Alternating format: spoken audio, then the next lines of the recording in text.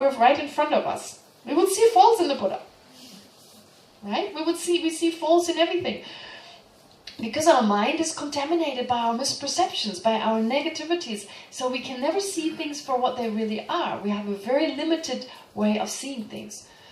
Tantra addresses this idea very powerfully. You know, how our perception of ourselves limits ourselves, actually.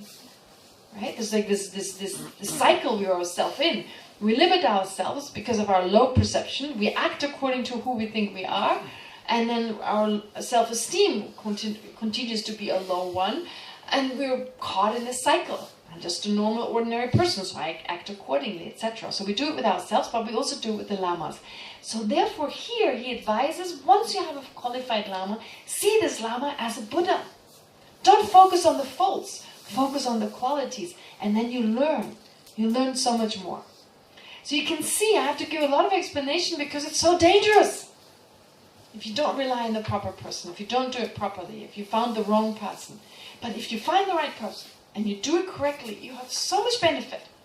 You get so much benefit from that. Because if you can truly see this person as a Buddha, then you can totally trust in what they tell you. And even if they have little faults, if they have in actuality little faults, but they're also fully qualified to teach the Dharma, you totally trust them 100% and do what they tell you. So if they tell you do this, do that, and of course it has to be the right thing, you follow their guidance, well, you're very safe. Because often we don't know what's best for us. But they may tell us, do this retreat, etc. And then we get out of this retreat and there we are. We have the fullest benefit. Or they give us teachings, you know, like even if they don't give us personal instructions, but they focus on doing this practice, that practice. And so it's their guidance, it's this emotional link, right? So it's like thinking of them keeps us going. Oh, I don't want to disappoint that person. I made this promise, I made this commitment. And it inspires us to continue going, to do it on a daily basis, not to give up because of that connection. We need that connection. And so we see this Buddha as a person, as a Buddha, and we continuously remind ourselves, we really get the full blessings of the awakened mind, plus we keep going. We're inspired, we have this joy to continue practicing. It's very helpful. Emotionally, it's very healing. It's this, you feel this love, you feel this connection there. But it's so hard to do. To rely on this person as seeing them as a Buddha, which is why here the 7th Dalai Lama says, once you make that commitment, once you feel like you can dedicate yourself, be mindful of this person as a Buddha. And then you're always surrounded by a Buddha. You open the book, or teaching by the Buddha. So if you read something, it's so funny how our mind works. Just a simple example.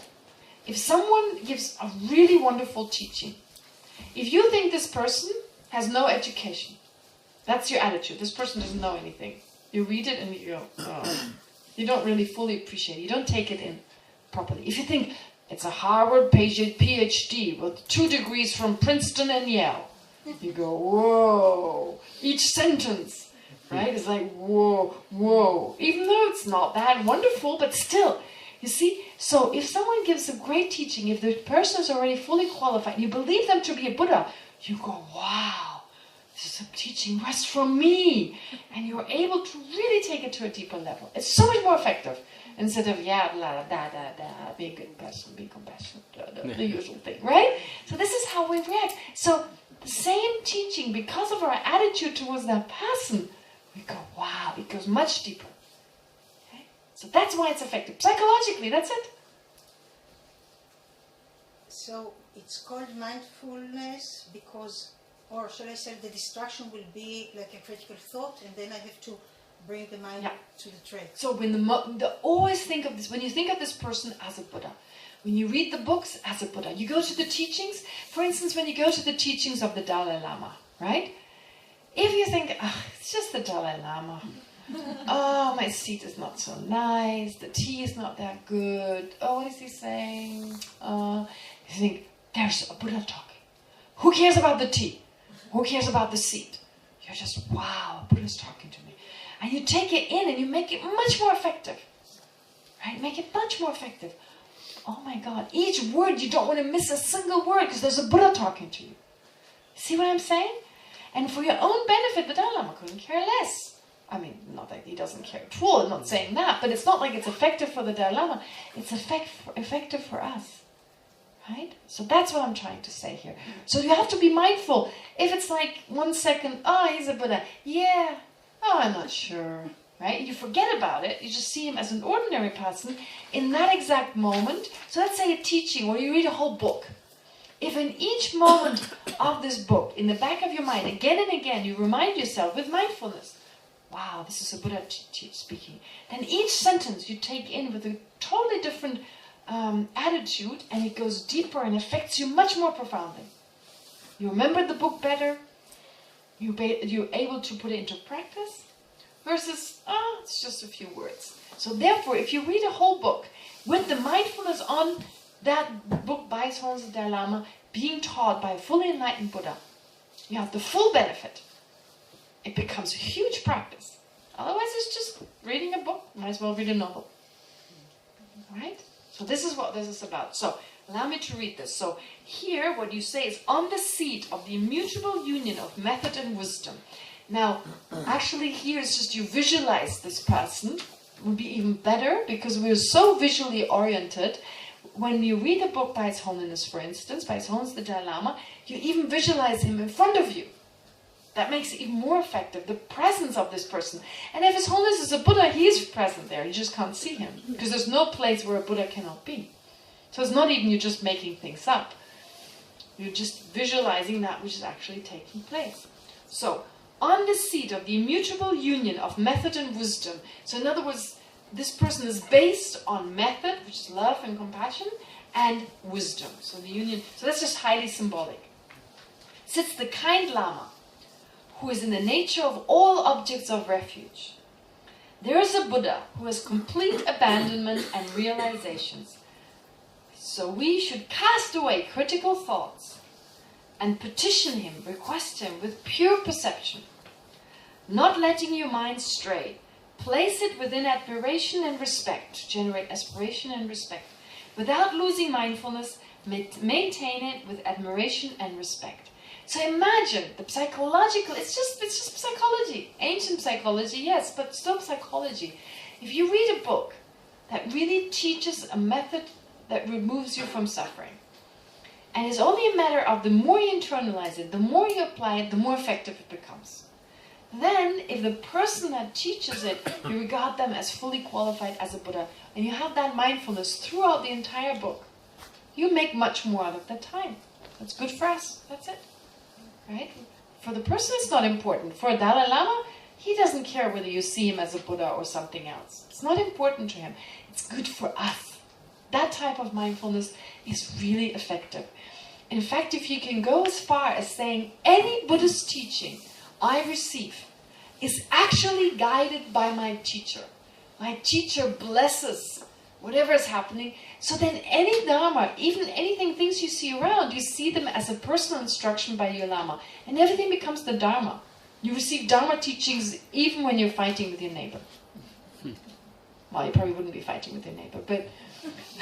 So you see, the point is, you see what I'm saying? So it's really just good for us. And actually, if our perception of reality is merely a reflection of our limited mind, well then, if we remove that limited mind, this would be like a Buddha field. This would be like a Buddha realm. This would be a pure realm, actually. Right? So the Buddhas are actually all around us. These enlightened, awakened beings are all around us. We just can't perceive them. But we can connect to them by visualizing at least that awakened. We connect with this awakened mind, with the awakened energy by doing this.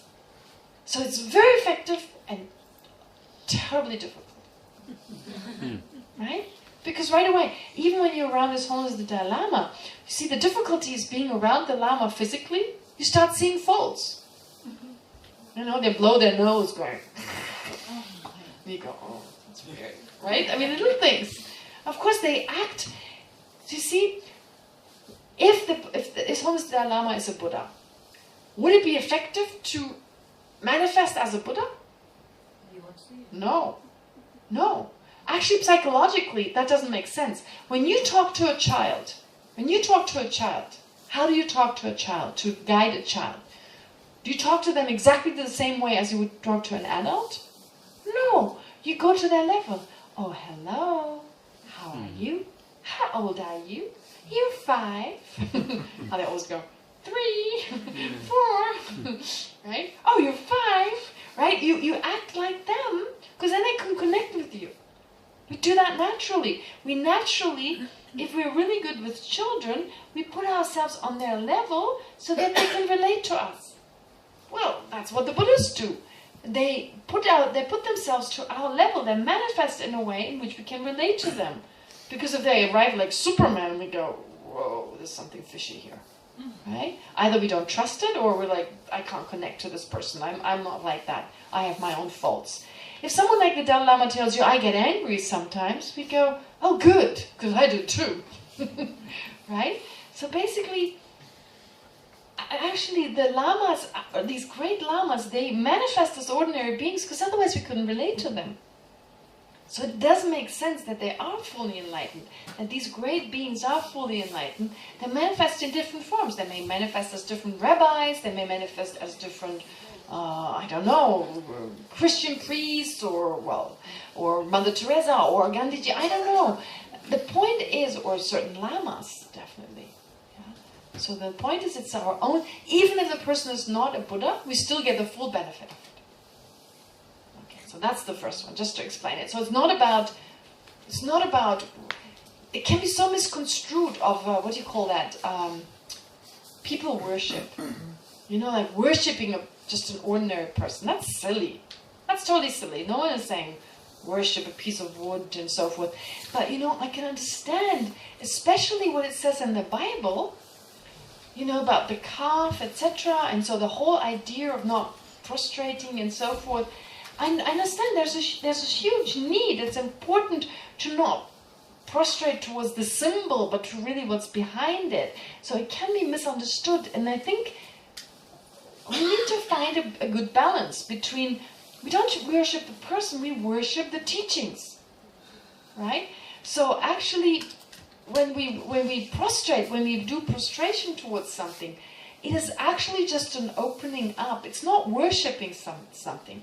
It is just a symbolic gesture. I'm lowering myself to be able to receive something now. Right? I'm opening myself up. It's the sense of humility, because with pride, we can't hear anything. It's just symbolic, and you don't need to do the physical movement. If you do open yourself up mentally, then that's just as good. The physical is just to remind you to do it mentally. Right? Okay. So that's the first verse, basically.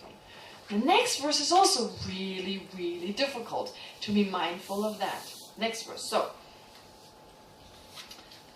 the second mindfulness, or mindfulness of sentient beings as one's parents. In the prison of the suffering of limitless samsara, wander the 6 types of sentient beings bereft of happiness. They are our parents who raised you with kindness. They are your parents who raised you with kindness. Relinquishing attachment and aversion, meditate on affection and compassion, not letting your mind stray, place it within compassion. Without losing mindfulness, maintain it within compassion. Oh God, this is so difficult. It's so difficult for so many reasons. First of all, in the 21st century, we have all difficult relationships with our parents. Thank you, Freud.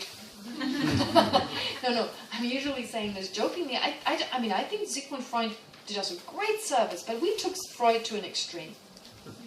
We took him to an extreme, you know. Oh, all my problems. Where's the cause? My parents. Okay, let's blame them. Right? And so we have this really complicated relationship with these people, and I think only if we're parents ourselves, we realize how hard it is. You know, there's no training course in being perfect parents, and even if there was, I'm sure our children would still find faults in us, right? As we also see faults in other people. So it's really hard to be good parents. But honestly, if we know one thing, as parents, you know, you're really trying your best. You're working really hard. And so think of your parents exactly the same. And so much sacrifice. They've been so kind. I mean, really, so much kindness, so much time spent. I mean, when I look at my nieces and nephews, you know, my brother, who used to be like, his mountain climbing, his motorbiking, you know, all these trips he would take with his little bus thing, you know. It was just him and his adventure. And it was just him and then his girlfriend, okay, and that was it. And suddenly this little girl comes along, and suddenly it's her. No longer mountain climbing, motorbiking, no, something could happen because she could be orphaned. Now it's her. Suddenly my brother, who couldn't think past his mountain climbing and rock climbing, suddenly it's this girl, she's tiny. She's not even very big, she's tiny. Well, she's getting bigger, but the point is it's amazing how his whole focus, all his love, all his energy is focused at that person. And that's what our parents did to us at some point, right? It was suddenly us. We were the center of the universe for them. That's in terms of biological. The Dalai Lama talks of biological love versus spiritual love. So biological love, it's like the normal love like I've experienced as a living being. That is the greatest love there is. The love of parents for their children. It's the most altruistic it can get. And of course, because we have that, then we can spiritually develop this even stronger and further it. But it's so fascinating. That love is so beautiful. I was so fascinated. For years, some of you have heard me telling you this. When my brothers and sisters all started having kids, I was so fascinated by how suddenly they were so focused on these little things. Screaming, pooping, sleeping all day long. Like they were like obsessed with those. Sometimes 2 or 3 of them, right? And I was like, I asked them these questions like, how come you love it so much? Like, how does it feel? I asked all these weird questions. And they thought I wanted to have a child. They were all like, yeah, she stops being a nun. Now she's finally getting married. She's going to have a kid. My family was all hopeful. I would suddenly give up that weird thing I was doing. Because I was asking all these questions. But I was just interested. I was just fascinated by that love. It was so foreign to me. So really, if we think we have been or we are being loved by our parents in that same way, that's amazing. Our parents, we couldn't even lift our head, right? And our parents very patiently, we fall over, picked us up, fell over. I mean, so boring. Falls over, pick up, fall over, pick up, spoonfuls down, pick it up. Actually, it's really boring. There's nothing challenging about it. And they still did this, right, for a month on end. Baba, say Ima. Say Ima. Don't say Abba. Say Ima. So anyway, so we taught them. Pardon? And they always say Abba before. Right, that's right. Right there you are. Working away the whole day. He's gone. And then he's... So this is just my sister saying, she says, Papa, he's not there the whole day. And she says that. Anyway. So the point is that our parents did so much to us. So to appreciate our parents' kindness, right? Instead of going, well, I got this problem, Mom and Dad are to blame, right? That's actually really bizarre if you think about it. And Tibetans, and what's so beautiful, I've met a lot of Tibetans who've actually also been abused by their parents. It has happened. But you know what? Because of this culture, they always go, well, this is my mom, nonetheless. She didn't know better. And they actually walk away from the abuse a lot less scarred because they're so loving and so understanding of their own mother. Actually, it's not like, oh, I've been abused. They don't dwell on it in the same way. Which it doesn't mean we shouldn't talk about it. We should talk about it. We should deal with it. But dwelling on it and developing this hatred, it's like the Buddha says, getting angry is like eating poison and expecting the other person to die. Right? So, therefore, it's so important to appreciate what our parents have done. And with Tibetans, it's really funny. There are these really funny Tibetans, they're not funny. There are these Tibetans, like Tibetans, the guys are really like masochists, like, whoa, in some areas, walk around like that. So they're clad in leather, these guys with a motorbike, and they sing these songs, they're famous singers. And they have these videos with their bikes in front of herds of sheep. Very dangerous, all leather and things here and things there. And then they sing this blockbuster song, this #1 song. Oh, my mother. Her face like an angel. Beautiful as the moon. And that's a total, a top 10 song. Right? It's amazing. So there's this, on one hand, that kind of macho behavior, but it's totally acceptable to totally love your mom and feel close to her and your dad, etc. So that's the first thing I'm trying to say. So in the 21st century, our relationship to our parents is very complicated and it causes a lot of pain and there's really no advantage, I believe. It doesn't make things better. But if we can develop an appreciation for what our parents have done for us, how they have helped us, or if it's not our parents, if that doesn't work, but people have done so much for us. We've had relationship maybe with cousins, with friends, etc. Now, if there's been previous lives, and there's a 50% chance that we lived before, and 50% chance there isn't. If there is previous life, and if you put a mind around this long enough, you may get a sense that this is definitely a possibility. Then everyone has been our parents at some point. Everyone has been very close to us. We just don't recognize it. So there's no need, actually, basically, to generate closeness towards all sentient beings if we just remember it. Because they were at some point very close to us. So this is very hard to actually bring that to mind. But if you can bring that to mind, the fact that everyone at some point is very close to us, then we have a natural love and a feeling of closeness towards others. This is what he's talking about in this verse. Right? Looking around at others, whoever you meet, whichever person you meet, living being, whoever, at some point have been very close to you. They've been very kind to you. It's just a matter of us not recognizing them. And now people are in trouble. There's so much suffering around us, so much misunderstanding, so much confusion. And I found a method to transform my mind, etc. So I have a responsibility to do this, not only for myself, but also for others. So an incentive to work for the benefit of all sentient beings. Right?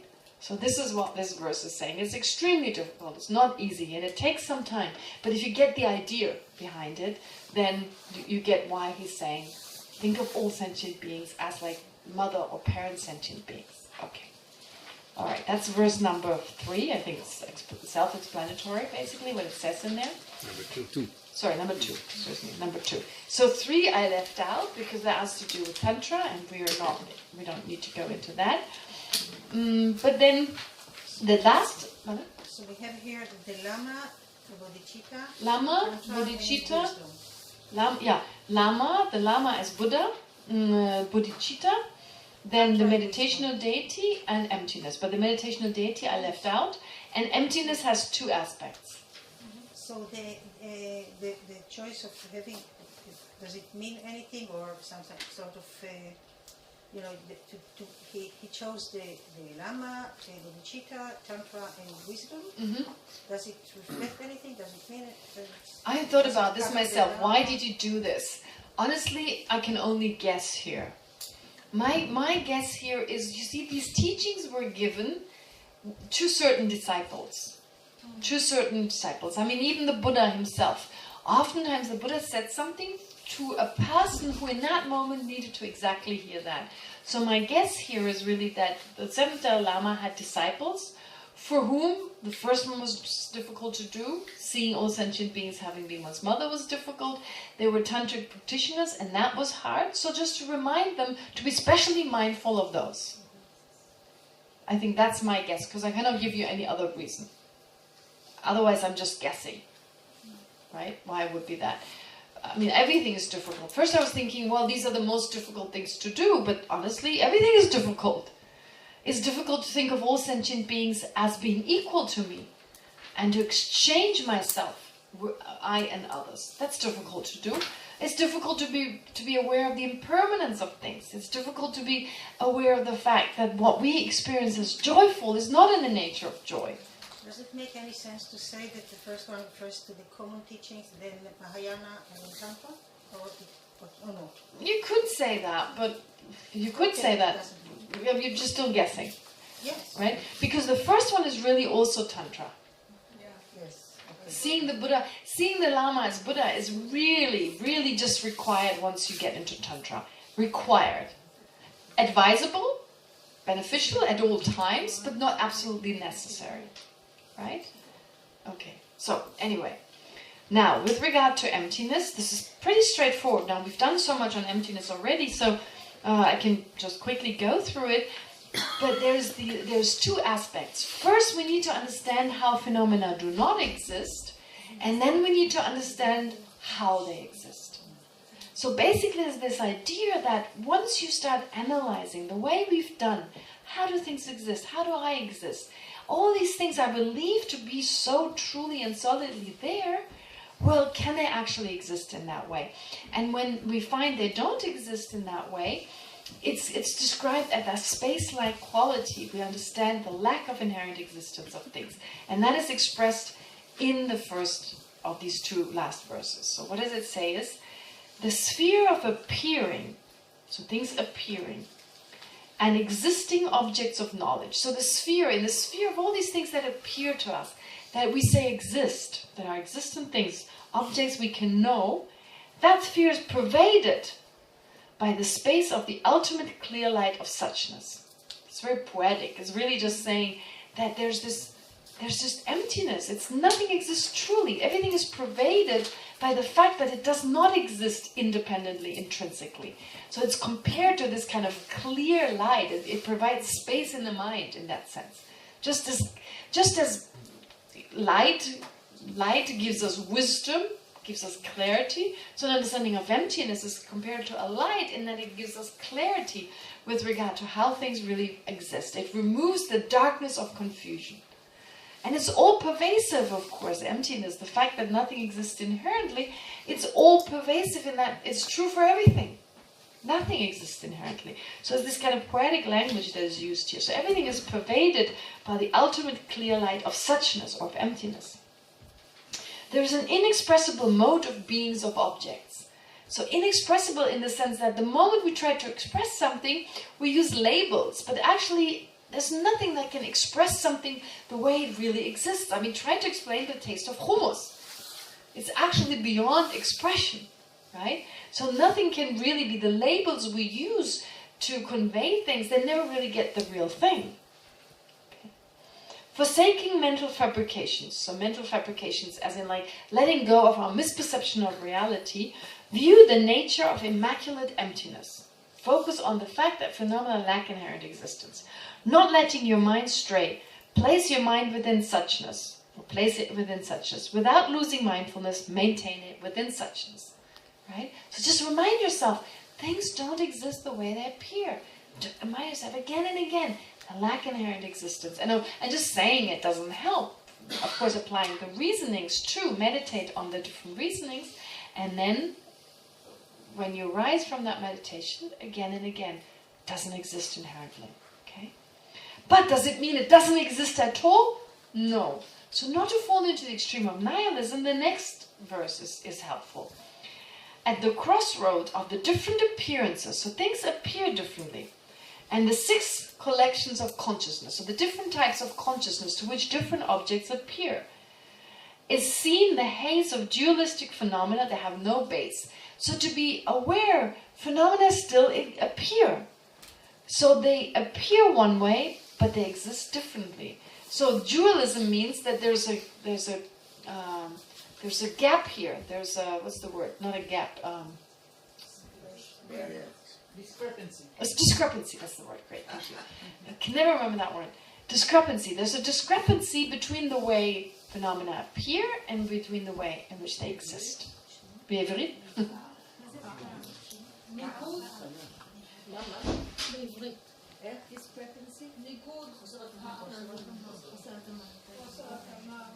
So there's a discrepancy. Okay. So there is a deceptive magical show, like a magical show. Something appears to exist one way, but actually doesn't exist that way. By nature deceptive.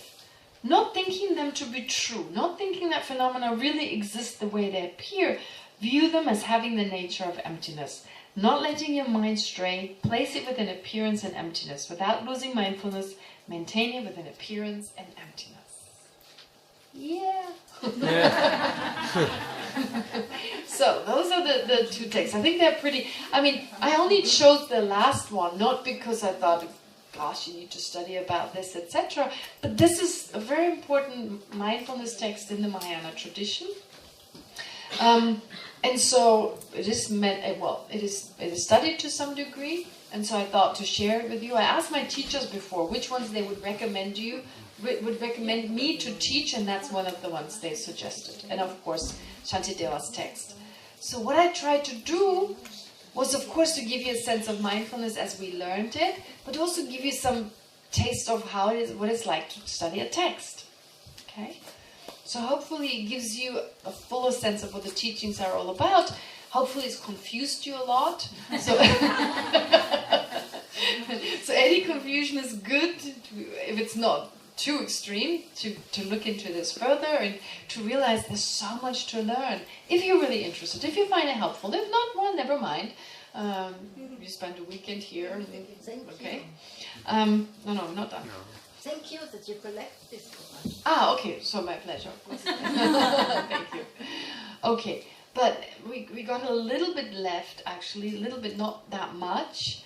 So the question would be, we have one more close placement of mindfulness left to think about, but maybe I can go in the meditation. Come here. Pretty cat, I want you to come here. No, the thing is, if possible, in the meditation, maybe just to go over those mindfulnesses one more time, just to remind you, if you want. Just mention them again with the last one. So we rounded up that within the meditation, you've also become aware of them. We could have more questions if you want, but we can also leave it. It is a little late, I know. It's actually up to you. Would you be up to another last meditation? Yeah. So let's do another meditation then.